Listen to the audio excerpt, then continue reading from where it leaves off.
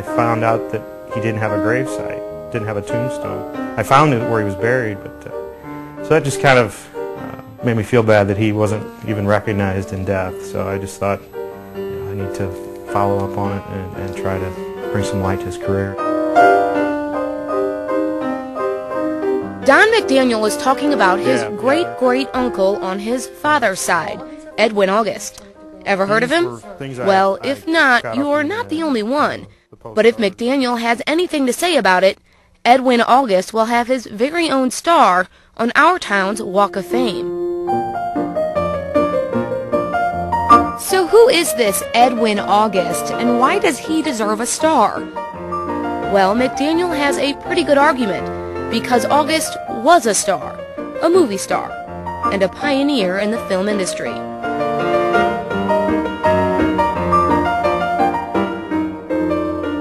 Edwin was born Edwin August Butts in St. Louis in 1883.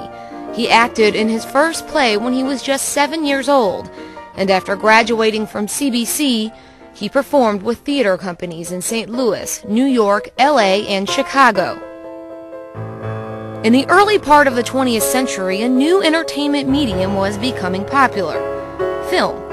It wasn't lavish, but for the time it was groundbreaking, and Edwin August left the stage to give it a try. He was in New York and he met someone, a friend of his, and he said, "Why don't you give this a try?" It was fairly new technology, and he was like, "Yeah, sure." And his first experience was kind of,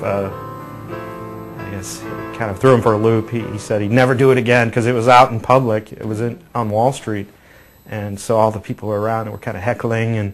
Oh, so literally on the street? Yeah, it was in New York on Wall Street, and I have several articles that he tells of that story, and he just, "I'll never do it again." But August did do it again, and again, and again. Due to the lack of early film preservation, the records aren't clear, but we do know that he acted in between 250 and 400 films.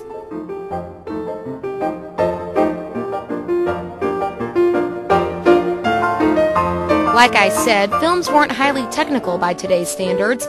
Back in the day, movies were called flickers, and typically they were just a single reel, 8 to 12 minutes long. A script was called a scenario that often someone jotted down on paper in the morning, and filming began that afternoon. And dialogue? Forget about it. No one would hear it anyway.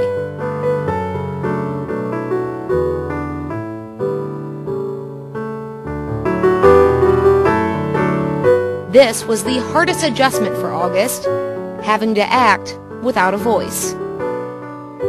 He said something about not being able to use his voice and modulating and to provide kind of emotion. But I think as an actor they were told to say the words, so I think it helped him to do the part on stage or on the sound stage. But some of his roles on film, you can tell he's a little bit demonstrative and more overacting, which is something more have to do on stage to be bigger, and so I think he had to tone that down a little bit later in some of his other films. Literally, you can't hear him. Right, definitely. Finding out more about the life of Edwin August has become a passion for McDaniel. He's created a website highlighting his career and has spent countless hours locating articles, photographs, and the rare coup, his uncle's films. Mary Pickford and Me. Can't remember the title. He couldn't. He was in so many movies, he couldn't remember the movie. I have three of his silent. I found one of his talking films. He was with Milton Berle. It was a courtroom scene. He was like the bailiff, but he did have talking scenes. But I can't prove it. On that telephone number, Your Honor, it's a Chinese laundry. They never heard of Mardley. Oh, thank you very much. Mr. Caudry, I'm afraid that... I got it. I know who did it.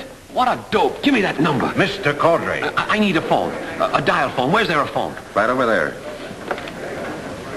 His parts may not have been as big in talking films, but he was in them. He worked alongside Jimmy Stewart in Mr. Smith Goes to Washington. How am I doing? That's definitely I would love to find more lobby cards or posters or anything that relates to his career. Edwin August never married, though he joked he had married Mary Pickford 100 times in the movies.